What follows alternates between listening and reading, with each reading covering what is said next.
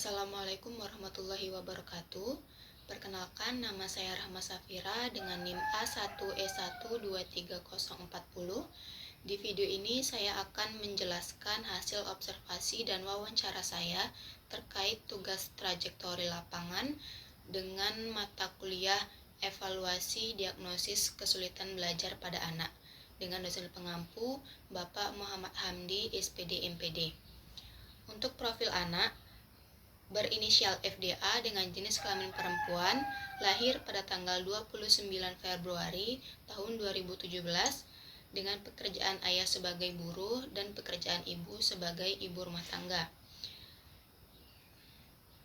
Memiliki satu saudara perempuan dan FDA ini sebagai anak kedua dengan pola asuh orang tua demokratis dan tingkat prestasi akademik yang dimiliki oleh FDA ini baik. Untuk dugaan kesulitan belajar yang dialami FDA ini mengalami gangguan kesulitan belajar pada diskalkulia, terutama pada bidang pengoperasian jam dan pengurangan. Namun pada pembelajaran yang lain, FDA ini cukup menguasai pelajaran-pelajaran, terutama pada bidang seni. Nah, FDA ini juga sangat bersemangat saat mengikuti pelajaran seni, dan dari paparan wali kelasnya, hasil gambar dari FDA ini cukup bagus untuk anak seusianya. Nah, untuk penanganan yang telah dilakukan oleh orang tua dan guru, tentunya memberikan pendampingan dan bimbingan secara khusus terhadap FDA ketika FDA mengalami kesulitan dalam pengoperasian pengurangan dan pengoperasian jam. Untuk fokus tinjauan pada bidang perkembangan, FDA ini memiliki perkembangan yang baik sesuai dengan anak seusianya, dan di lingkungan rumah FDA ini terbilang anak yang cukup ceria dan aktif. Pada fokus tinjauan akademik, FDA ini memiliki nilai yang cukup bagus dibandingkan dengan teman-teman sekelasnya untuk pelajaran yang tidak ada kaitannya dengan matematika, terkhusus bidang pengurangan dan pengoperasian jam. Nah, FDA ini juga anak yang cukup aktif di kelas. Ia juga tidak segan untuk bertanya kepada guru jika ada pelajaran yang tidak dipahaminya. Nah, untuk identifikasi kesulitan belajar pada bagian tinjauan dalam diri anak, FDA ini tidak memiliki riwayat disfungsi pada kepala atau otaknya, dan dalam kasus ini FDA ini mengalami gangguan kesulitan belajar pada tingkat simbolisasi, yang mana FDA ini sulit untuk memahami bagaimana cara berhitung, terkhusus pada bagian pengurangan dan pengoperasian jam. Nah, FDA ini juga mengalami kesulitan belajar yang bersifat nonverbal, di mana FDA ini sulit untuk memahami konsep abstrak pembagian ataupun pengoperasian jam. Nah, untuk tingkat kesulitan belajar yang dialami oleh FDA ini masih pada tingkat ringan, karena FDA ini masih bisa diarahkan dan dibimbing oleh guru ataupun orang tuanya di rumah. Nah, dalam kasus ini FDA tidak mengalami penurunan prestasi karena masalah gangguan pada somatogen. Nah, FDA juga tidak mengalami keterlambatan pada perkembangan kepribadiannya, dan FDA ini juga termasuk anak yang rajin.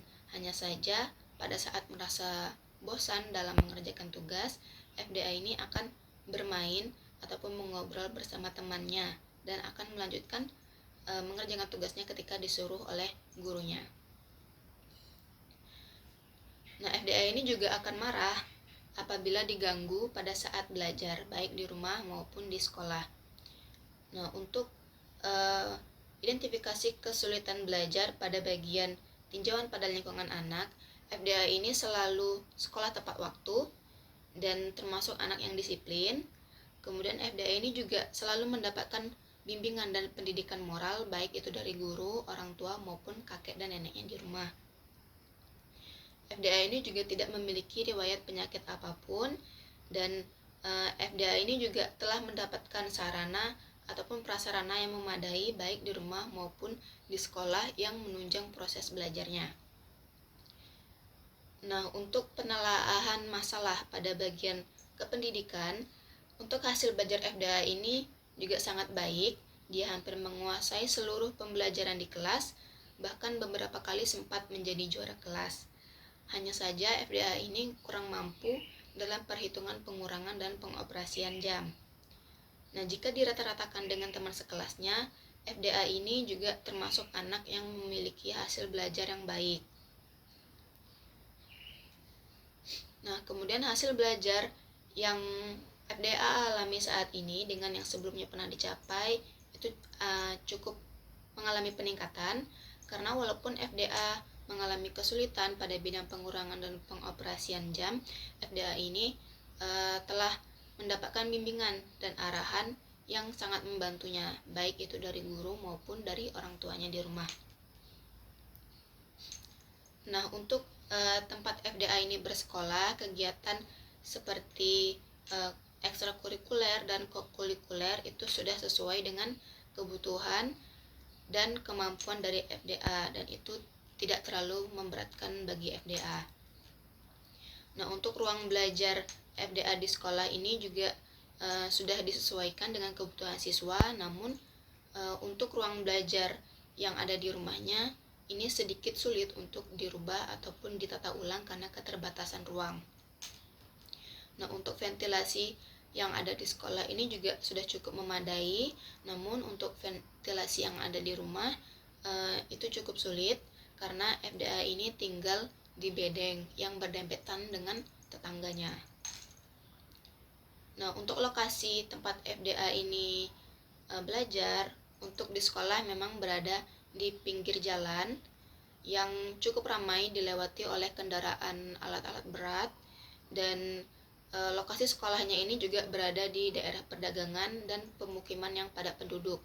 Begitupun dengan kondisi yang ada di rumah.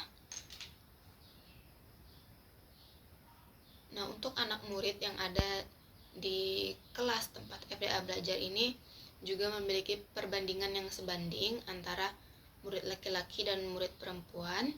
Hanya saja memang beberapa anak memiliki perilaku teritori dan beberapa anak ini mencoba untuk mengelompokkan dirinya.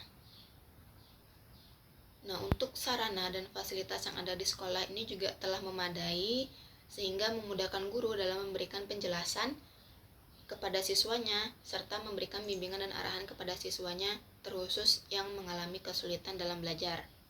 Nah, untuk sarana yang ada di sekolah seperti toilet, musola, kantin, dan air itu juga sudah kondusif, dan di sekolah ini juga terdapat petugas kebersihan yang selalu membersihkan area-area yang kotor.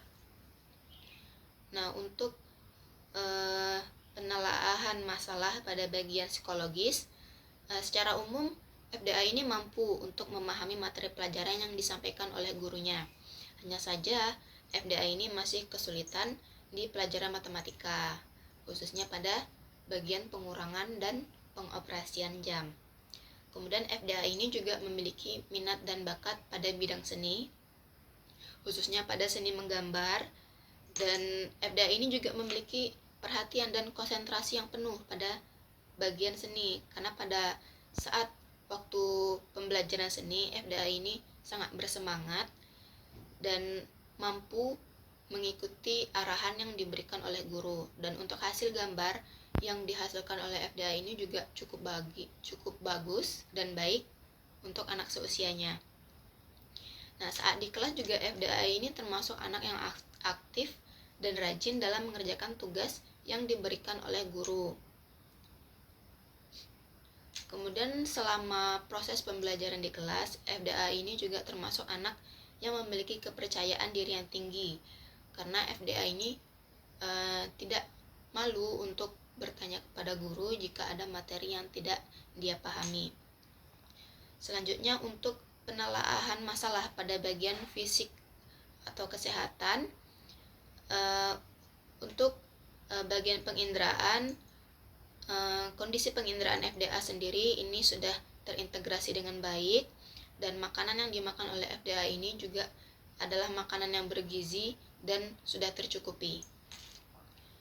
Nah, untuk proses kelahiran yang dialami oleh FDA ini, FDA lahir secara normal dan sehat. Kemudian FDA ini juga tidak memiliki riwayat penyakit apapun. Selanjutnya, untuk penelaahan masalah pada bagian sosial, untuk kedua orang FDA ini adalah tamatan SLTA dengan kondisi ekonomi yang bisa dibilang lebih rendah daripada keluarga besar FDA lainnya. Karena ayah FDA ini hanya bekerja sebagai buruh lepas yang hanya akan bekerja jika ada panggilan pekerjaan. Namun untuk penerapan pola asuh yang diterapkan oleh orang tua FDA ini sudah cukup baik, karena orang tua FDA ini selalu memberikan kesempatan kepada anaknya untuk berekspresi ataupun menyuarakan apa yang mereka rasakan. Untuk sikap orang tua FDA ini memang sedikit over anxious, terutama pada bagian pergaulan, karena untuk kondisi pergaulan yang ada di tempat tinggal FDA ini memang tidak terlalu baik untuk anak seusia FDA. Nah, ayah FDA ini juga termasuk orang yang bekerja keras, bergaya santai dan loyal kepada anaknya, karena walaupun ayah FDA ini hanya bekerja sebagai buruh, ayah FDA selalu mengusahakan segala cara untuk anaknya, terutama pada bagian pendidikan. Nah, orang tua FDA ini hanya mempunyai 2 anak, di mana FDA sebagai anak kedua atau anak bungsu, dan FDA memiliki 1 orang kakak perempuan yang sekarang berada di kelas 1 SMK. Kemudian untuk hubungan orang tua FDA ini sebenarnya tidak dipengaruhi oleh kebiasaan budaya industri ataupun agraris, namun orang tua dari FDA ini memiliki kebiasaan yang dipengaruhi oleh budaya setempat, di mana kedua orang tua FDA ini memiliki perbedaan yang cukup signifikan dalam hal kebiasaan, di mana untuk ibu FDA sendiri adalah orang yang selalu memikirkan kenyamanan bagi anak-anaknya, memiliki hubungan sosial yang baik, mampu berkomunikasi dengan baik dengan tetangganya, dan untuk ayah FDA sendiri memiliki kebiasaan yang dipengaruhi oleh budaya setempat, karena hampir setiap malam anak-anak muda, terkhususnya para laki-laki, itu berkumpul di rumah FDA yang terkadang sampai minum-minum alkohol, dan hal ini disaksikan oleh FDA sendiri. FDA, ibunya dan kakaknya beberapa kali sudah melarang ayahnya, namun tidak juga dihiraukan, dan karena hal itu terkadang FDA ini mengucapkan ataupun mengeluarkan kata-kata yang tidak baik untuk anak seusianya, karena FDA menyaksikan dan mendengar sendiri bagaimana cara komunikasi dari pergaulan teman-teman ayahnya. Namun untuk persoalan belajar FDA, orang tuanya ini sangat mendampingi dan mengarahkan FDA dengan baik apabila FDA mengalami kesulitan dalam belajar, terutama untuk ibunya. Jadi untuk kesimpulan dari hasil trajektori ini, untuk dugaan kesulitan belajar yang dialami oleh FDA ini lebih mengacu kepada kesulitan belajar berhitung atau diskalkulia, terutama pada pengurangan dan pengoperasian jam. Nah, meskipun begitu, FDA tetap mendapatkan bimbingan dan arahan yang baik dari guru dan orang tuanya saat mengalami kesulitan belajar. FDA ini juga cukup aktif di kelas dan beberapa kali menjadi juara kelas, dan FDA ini juga memiliki minat dan bakat pada bidang seni, terkhusus pada seni menggambar. Nah, dalam hal ini pendampingan dan arahan dari guru maupun orang tua tentunya sangat penting untuk membantu anak dalam proses belajar. Nah, penerapan pola asuh yang demokratis ini juga bisa membantu anak untuk mengekspresikan ataupun bersuara sesuai dengan apa yang mereka rasakan. Nah, untuk saran baik itu orang tua maupun guru, orang tua ini harus memperhatikan kondisi lingkungan belajar dan sosial pada anak, dan orang tua juga harus mendampingi anaknya selama belajar, baik ketika anaknya mengalami kesulitan maupun tidak. Nah, orang tua juga harus bisa memberikan apresiasi kepada anaknya apabila anaknya mampu dalam menyelesaikan tugas-tugasnya dengan baik, sehingga motivasi anak untuk belajar itu bisa lebih tinggi. Nah, untuk saran yang bisa diberikan kepada guru, semua guru terkhusus kepada wali kelas harus terus memantau perkembangan anak didiknya selama berada di sekolah, terutama pada bidang akademiknya. Nah, selain itu, guru juga harus bisa membuat pembelajaran yang mengarah pada interaksi sesama mahasiswa di kelas maupun lingkungan, sehingga siswa dapat berbaur dan beradaptasi bersama-sama. Mungkin hanya itu yang dapat saya sampaikan, kurang lebihnya saya mohon maaf. Wassalamualaikum warahmatullahi wabarakatuh.